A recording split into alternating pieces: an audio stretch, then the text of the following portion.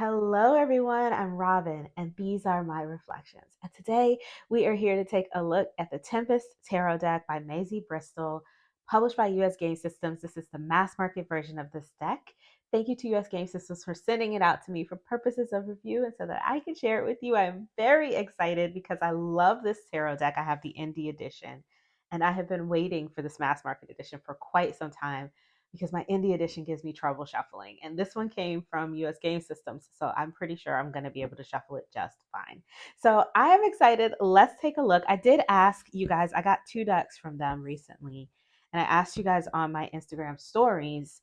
I put up a poll which one you would want to see first, and this is the one that came out, or this is the one that won. So this is the one we're going to look at today. So it says Tempest Tarot invites you on a nautical adventure to explore the mysteries and secrets of the oceanic realm. As you venture out beyond the shoals to those deep places that challenge you to seek the treasures of inner truth, you will find your perspective shifting. Mythic sea creatures, jaunty pirates, and enchanting sea maidens help you navigate the 78 cards of tarot, beckoning you toward new horizons of self discovery. We have a 72-page booklet of meanings with special card spreads. There's two or three spreads particular to the Tempest Tarot, but then the other spreads are like three card spreads, and um, I think there's like a Celtic cross in there. So here are the cards. Here are the backs, the same as the indie if you have it. So cute. We have you find the Kraken throughout this deck. And it's deep sea. So, those are perfect for the deck. And once you see the cards, if you've never seen this, you're in for a treat. I really like this deck. This is probably my favorite water season deck. So if it's like Cancer, Scorpio, or Pisces season, I'm reaching for my Tempest Tarot. It stays out on my shelves all year long. I think you guys, if you've been here for a while, you know that I work with my deck seasonally. This would typically be a summer deck for me because it's like beachy and things, but nope, I use it all year long. I love this deck. So it came with this tuck box. It's a pretty sturdy tuck box, but it is a tuck box. I am getting spoiled, y'all. I've been loving their new hard boxes. So I was like, oh man, but I do like tuck boxes because they take up less space. So that's good. And it's a nice sturdy tuck box. I like the V for the thumb hole cut out here. It makes it look kind of just clean. And it was easy to open, easy to get everything in and out. It's not tight. I would say this is about the same quality as like the decks that have been coming out with US Games and Vivita Publishing. So if you have the Find Your Magic Tarot or what else? It's the same kind of thick, nice, thick tuck box. So if you have one of their older tuck box decks, the tuck box is definitely an upgrade to those. I would say the biggest change with this is that it comes with a little book, comes with a little booklet. The indie didn't come with that. It just came with like a 5 to 10 page PDF. I can't remember how many. I couldn't find it, y'all. I looked for it. I swear I did. But it came with a PDF, and it was just like card meanings and then a little bit about tarot. This comes with a full guidebook that talks about, well, it talks all about the imagery and the inspiration behind the imagery, which I love reading about. So if you guys were following Maisie on Instagram when this deck was indie and she was posting all of those, inspirational posts about what was going on, a lot of that is in this book. So that was really exciting. The other big change, and I'm just showing my indie copy here. The other big change is that the cardstock, well, let me get the whole deck out. Yeah, there you go. You can see it's thinner and it's larger. This is just slightly bigger than my indie copy here. So my indie copy is a normal tarot size. So this deck is slightly larger than tarot size. Slightly. Other than that, I don't think there's much of a difference. I haven't looked through the cards yet, so I guess we'll find out. But I don't think there's any changes in the artwork. I hope not, because I didn't put the other deck in order to do a side by side. Let me just take a quick gander. Hang on 1 second. So I just took a quick flip through of it, and I do think it's the same. Because I was like, oh no, do I need to put the other deck in order? But I don't think so. I think it's the same. So it says, welcome aboard, mate. I'm so glad you've chosen to go on this nautical adventure. My name is Maisie, the creator of the Tempest Tarot, and I will be giving you a tour of this amazing little deck, including what inspired the sea theme, how it was made, why certain symbols and imagery were chosen, as well as some bonus tarot spreads at the end. So let's dive in. First things first, why a nautical theme? I've always found the ocean to be a mystical place. There's reasons sailors come home with sea myths and superstitions. And that's because to me, the sea is a place of purgatory. When you sail out there, and I mean really out there, everywhere you look, you see the horizon. There's no land, no semblance of life near you. And essentially, this ocean space is an escape from reality, but also an eerie place with no way out. So she talks here about how she did made the connection between the masculine suits and the feminine suits, and the masculine cards and the feminine cards in the tarot. So swords and wands are masculine suits, cups and pentacles are feminine suits. Then we have the emperor and the empress, and all that duality. So she said she wanted the connection between the two to be very obvious. So she said you can't have sea without land, right? So as much as I could, I made masculine cards associated with land and material, and feminine cards associated with water and the mystical. And that's why in the Tempest version of tarot, the emperor is represented as a captain of the ship, whereas the empress is represented as a goddess of the sea. And so that's kind of, if you follow that along, you'll kind of understand where she was coming from with things. There's also a dynamic with her court cards.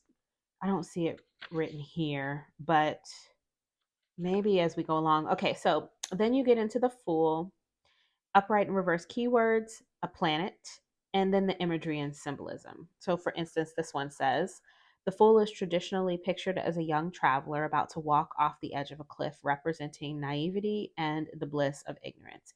In Tempest Tarot, we see a young, admiring sailor heading toward an ominous storm ahead. This card represents the beginning of what could be a very defining moment for this young sailor.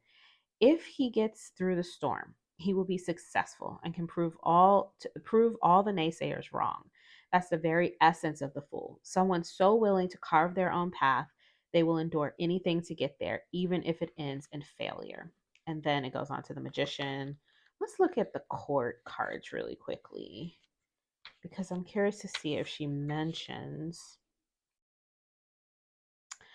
Okay, so yes, she mentions it under the actual page. So it says the pages in this deck are depicted as sea nymphs, and then the knights are depicted on land as young sailors in training. The queens are seated on thrones that are in some way adorned with their respective elements. And then the kings are seated before a fire on, wait, no, the kings are seated on thrones that are also adorned with their respective elements. So that is how she separated the courts. And then for the minor arcana, she's got the same upright and reverse with imagery, but it's less writing here. The back are the suits. I mean the spreads. So you've got the 3 card, the Celtic cross, and then there's a couple of spreads, and then Tempest specific spreads. And then here's the about the artist. If you would like to do that, and that's the guidebook. And I'm going to read a little bit out of it as we go along. Let's take a look at the cards. All right, there are the backs of the cards up close, and we get started. Here's the Fool. We saw the Fool, the sailor sailing into the storm ahead. The Magician is represented as a map with a compass and all of the symbols. High Priestess is a mermaid. I think that's perfect because more like a siren, right? And then the Empress here, she is above ground, but definitely looks very watery. She looks like she could be underwater, but seated on a throne. And here's our Emperor as a pirate. And the Hierophant is the cartographer. And the Lovers, we have the mermaid and the sailor here. And I love that she's giving him a kiss, and it's like, is she taking his air, giving him his hair? Is she wrapping him up and causing him to die and drown? So he's dependent on her for air. I would like to read what it says in the guidebook about this. Hang on one second, because I've always wondered about this card. It says the Lovers is typically revered as a true love card in the tarot deck. In the Tempest Tarot, it is a love that cannot last. For instance, it might represent a fleeting love affair, summer love, a one night stand, or your very first love experience. Those experiences are lovely and wonderful in the moment, but they are not everlasting. A siren and a sailor are depicted in this card. If you look closely, you can see that her tail is wrapped completely around him in love's enchanting grip. But then you realize that they are both completely underwater. She lures him in, draws him close, distracts him with her beauty and lust. And before he knows that he's below sea level, he's sunk to his grave. A little morose, yes, but this moment is a beautiful one where he's just close enough to the top of the water to save himself. He has to see this love as more of a fascination or fantasy and be strong enough to let go when it's time. Interesting. Sometimes when I saw, but see, I didn't have a guidebook with this, and I made up my own story. And so I made up a story about her giving him air. Maybe she found him underwater. Maybe he was drowning and she was, giving him air or keeping him down there, and um, he had to depend on her for the air. Anyways, Chariot. We have the two seahorses here. The Strength card is an anchor.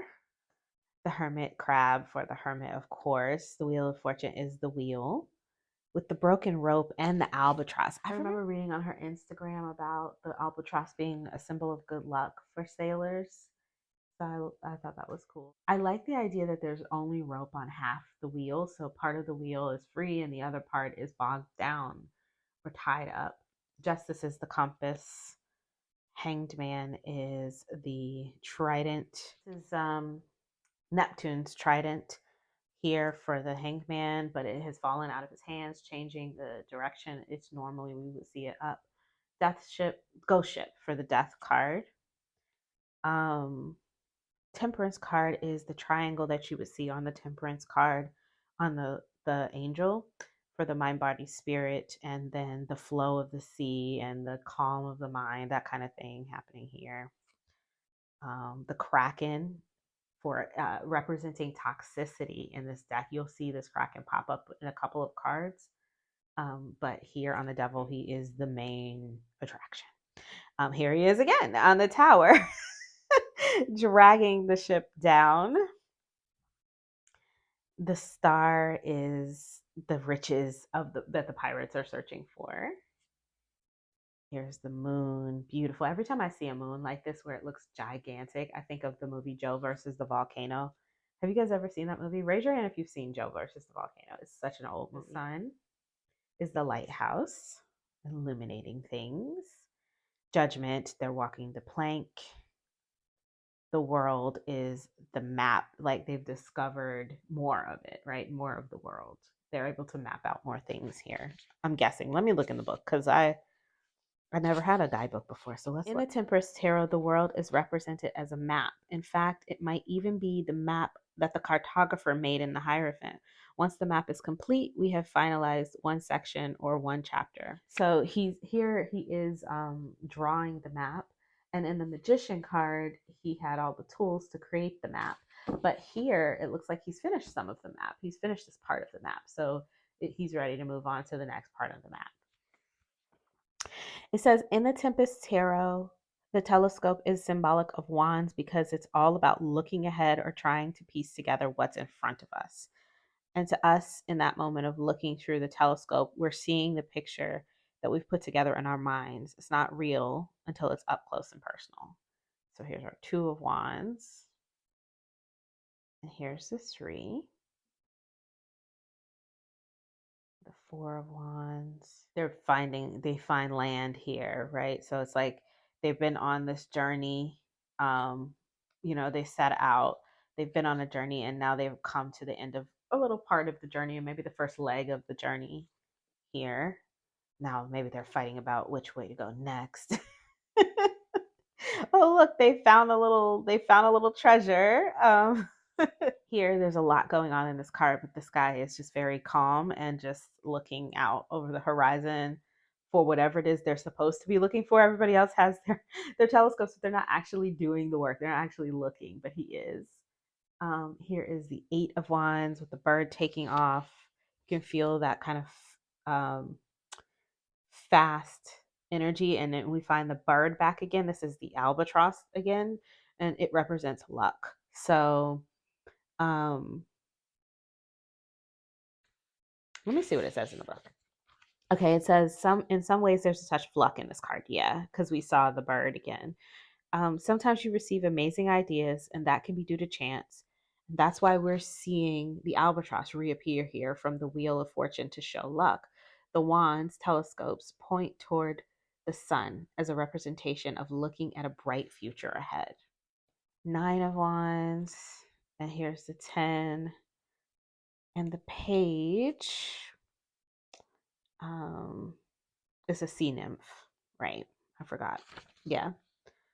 So she's reminiscent of Ariel from The Little Mermaid, fiery, independent, and dreaming bigger, according to the guidebook. And here we have the knight. He is a young man looking off into the distance with his telescope, focused on the coming moment. The queen, surrounded by the sunflowers, the flower that represents fire. And here is our King of Wands on the beach of an island, and he looks proud, confident, and ready to make a name for himself. Into the cups, it says cups are symbolic of our emotions and emotional connections. And for this deck, I chose to keep them represented as such. And hey, what would a sailor be without a daily dose of drink? So we have the Two of Cups. I love the Two of Cups. I thought it was so simple and clean, but clever. I'm not sure if you can see this, but all of the cups have these little ships on them, which is super cute. They're all the same, but it's cute. Here's the Three of Cups clinking their glasses. Four of Cups. Here's the Five of Cups. And the Six. They're remembering, the reminiscing of when they were playing pirate before they actually became pirates. Here's the Seven of Cups. All of these things floating in the water. We even have a woman and a mermaid. So you got choices. You got choices. Here's the Eight of Cups. They're leaving the treasure behind, maybe lightening the ship, lightening the load here. The Nine of Cups. And then here's the 10. I'm curious about this one. Let's see what it says. So why a jellyfish here? Yes, Maisie, why a jellyfish here? As I was creating Tempest Tarot, I did some research, and apparently jellyfish represent peace and easygoing movement in life. And that's exactly what the 10 of Cups is all about. This card is pure, unfiltered bliss. What's even more interesting is that, like a jellyfish, this kind of contentment is hard to catch. One minute you have it, and the next it slips through your fingers. Nice. And then there's the Page of Cups. We have another siren, and here is our Knight of Cups. Our Knight of Cups, very cute. He's humble and sweet. I love him with his no shoe self, bringing some beer or some hot chocolate or something. Comes with gifts. Okay, so here's the Queen of Cups. She is part of the water. Her throne is kind of bleeding into the ocean. She's sitting in the ocean. Her dress is bleeding into the water. And here is the king. He is actually on the land. So you can see that he's more stable. There's waves around him. There's water around him. There's actually this crashing wave behind him, but he doesn't let any of that bother him. He's very stable on his rock. So then the Ace of Swords, let's see. So it says, since we are dealing with sailors and pirates in this deck, I thought it acceptable to make the sword suit consistent with its name. In this deck, swords represent mental clarity, but also our actions, including past actions, current actions, and future actions. So here's the Three of Swords. This Four of Swords. I remember when I first saw it thinking, wait, is that the Six of Swords? Because he's in a boat, but I mean, they're all in a boat, right? But this one, it's very still water. He's obviously not moving. He's not paddling anything. He's just contemplating, what am I going to do next, right? We have one sword that hasn't been decided. One thing that hasn't been decided. The Five of Swords is a battle at sea. The Six of Swords, going out of this cave, getting out of that bogged down, dark place. Here's our two-faced pirate. I don't know if you can see, but he has one side is a skeleton, one side is a regular face. He's got one eye. He's a mess. Eight of Swords. Very, very trapped, been trapped there for quite some time. The Nine of Swords. Here's the Kraken appearing again in that anxiety card, right? And then here's the black creeping in. But remember that the Kraken represents the toxicity that is causing all of this in mind. The Ten of Swords. The Queen, here's the page. The Queen and King the Queen and King in this deck of Swords are the cutest things ever. It's our Queen of Swords. And look at the King. They're so cute. I just love seeing them pop up.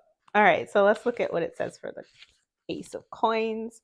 Pentacles are represented as doubloons in this deck. They represent our material world and everything that we place value on, such as money, beauty, career, family, body, and self-worth.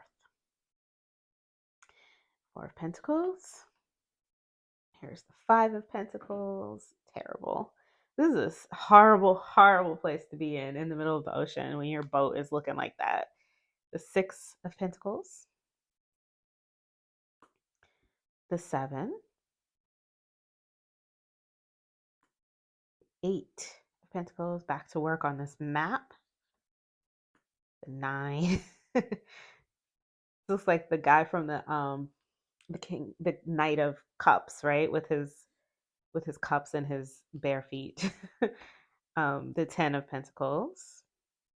It's always so interesting, this one, because there's so many things that he's collected here and that he has to consider himself finished in his physical realm.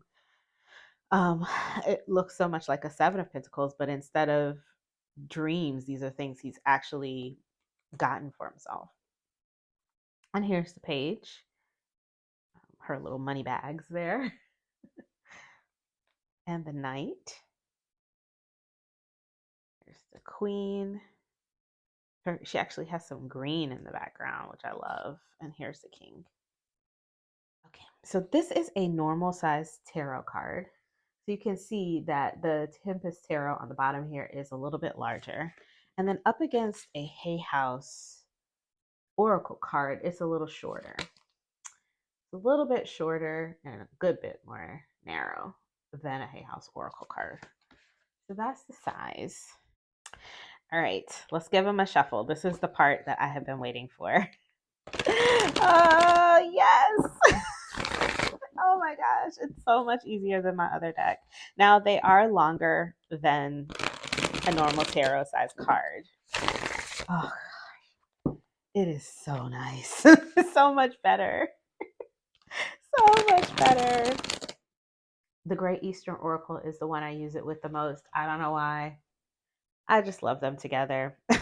So we're going to look at them, and then we're going to look at a couple of decks that I haven't tried it with yet. So this is the Seven of Cups with the Fool, and turn frustration into success, the confusion and the frustration into just the way to turn it into success is to go out on faith. It says heroes are conquerors of pain.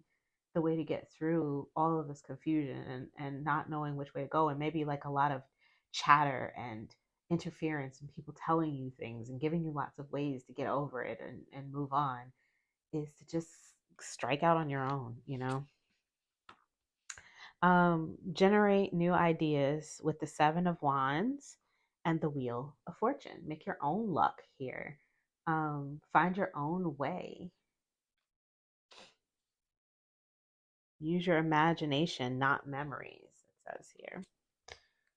Plant a seed of love with the Nine of Pentacles and Temperance. Offer love and harvest happiness.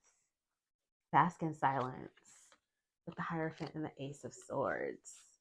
It says, away with the noise of thought. Wow. And all of this noise, right? There might be societal noise or religious noise, just new thought noise or social media noise, all of this new information coming, right? Bask in silence. Step away from all of that. All right. So let's try another one. This is actually another one that I use it with that we'll look at first. So this is the Healers of the Earth Oracle. This is an indie deck that I believe is still in print and you can get from Etsy. Um, I'll put the links down below. This is one that I like as well. So we've got Breathing Room with the Emperor and the Nine of Swords. Maybe you have a lot of responsibility and it is causing you quite a bit of anxiety. And what you need is some space, just to think and to find your way back to you. Something that is not required for you to do for someone else.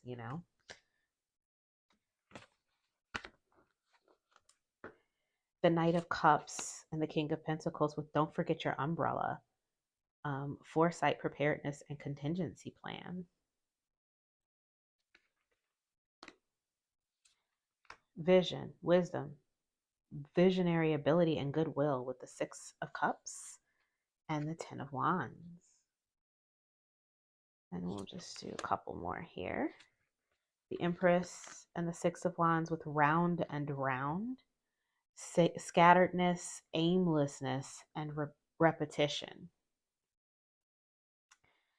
And Justice and the Four of Pentacles with spiritual alignment, serving the greater good, focused on spirit. So that's the Healers of the Earth Oracle with it. A new one in my collection as of the last couple of months is the Citadel Oracle. This one was sent to me by a subscriber and I love it. And it is also in the similar color, like limited color palette. So we have black, white, and this sort of reddish copper color, and a little bit of red. And this one is copper and blue and white. So I feel like they could look good together. But let's see how they read. So we've got the Lovers with the Alchemist. I already like that. With the Four of Wands, balance, invention, and destruction. Invention and destruction. And we remember the story of this mermaid, and this love that cannot last. The Orator, communication with confidence, and the Two of Cups and the Knight of Pentacles. Look at that. I like this, and I love the way it looks too.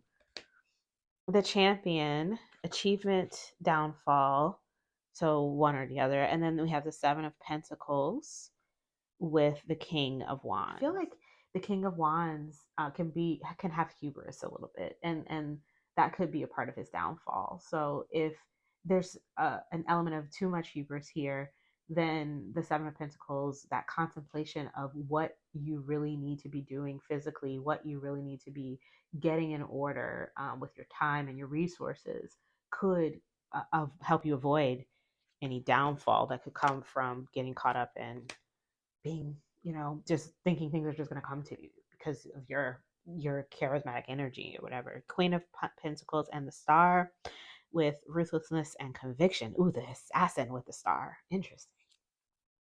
And one more.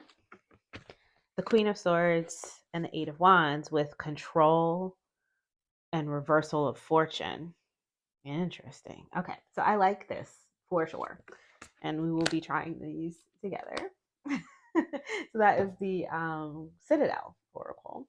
Let's try it with the Saltwater Spirit Oracle cards. I am not sure how this is going to go because this is like, I don't know if this is like photo manipulation or collage or what, but I wanted to try it with a deep water deck. But then I thought I have this mermaid deck. I probably should have pulled that one out, the Mermaid Oracle that I have, but I didn't. So so we have Reflection with the Two of Wands and the Ten of Swords. King of Swords and the Ten of Pentacles with Birth of Venus. What does it say here? You are worthy of divine love. Okay. Coral Reef. You are the roots which provide nourishment for others to grow. With the Page of Pentacles and the Four of Swords.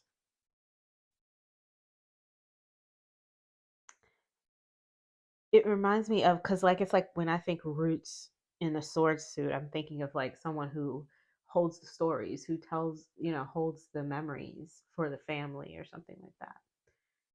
so that the page can then connect with the person who is the storyteller and have those stories for when that person goes, you can be the next person in line, for that. The Two of Swords with the octopus. Sometimes a dance is required to maneuver through life's unforeseen circumstances with the Nine of Cups. This deck has some really great stuff on it. Like all of her decks do, but they're so hard to see, y'all. I don't know why she makes them so hard to see. Atlantis, a connection to ancient crystalline wisdom, is waiting for you to tap in. And with Eight of Cups and Judgment. And then one more. I like the shape of this looks so much like the shape of that. So it makes me think that like this is where you're heading, to this crystalline wisdom, once you shed all of this stuff and go through your process of judgment. The Solitude. It's time to take a step back, allow the universe to take over with the world, and the Ace of Wands. Ooh, we'll stop there. That's wonderful. One more. This is another one I like to use with this deck. I forgot about it. Pixiekins, a daily inspiration deck. I don't know why I always forget about this deck until I run my eyes across it on the shelf. And then I'm like, yes, I love this. I forgot I love this. So we have the Three of Swords and the King of Cups with Let Yourself Rest. The world will keep spinning. Strength and the High Priestess with Make Time to Celebrate Something no matter how big or small. I like this too. It's very cute. It's just cute and fantasy, and this deck can get a little dark sometimes. So I like that this one kind of the artwork on this deck is not it's cute, but it's like weird cute. So it's not like cartoony cute.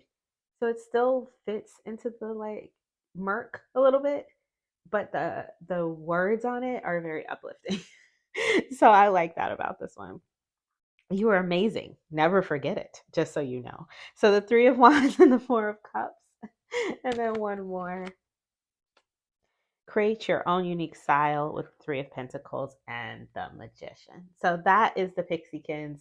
And that is my last pairing for today. So that is my extremely chatty walkthrough of the Tempest Tarot. This is so long. I'm gonna try to cut it down as much as I can. I did have a lot to say, and then I wanted to try all the pairings that I hadn't tried, and it was a lot. So thank you to you all for listening. Let me know what you think. If you had the deck, the indie copy, how you feeling about the guidebook? If you are new to this deck, what do you think about it? Let me know in the comments below. If you think you might want to pick up a copy for yourself, I'll definitely be putting the links in the description box below to the US Games pre-orders, as well as the Amazon pre-orders. At the time that I'm releasing this video, this deck is still in pre-order, but it should be coming pretty soon. So I'll put those links down there. If you're seeing this later, of course, it should already be ready to go. If you're seeing this like in a few weeks from the time I drop it. And that's it. If you like this video, please give it a thumbs up. It helps my channel grow, helps the videos get out there. Share it with your friends. That also helps. And anybody that you think might be interested in seeing this mass market edition, if you share the video, that'd be great. Comments below, all those things help. So thank you to all of you who are doing it. And until I see you guys next time, stay safe and be blessed. Bye-bye.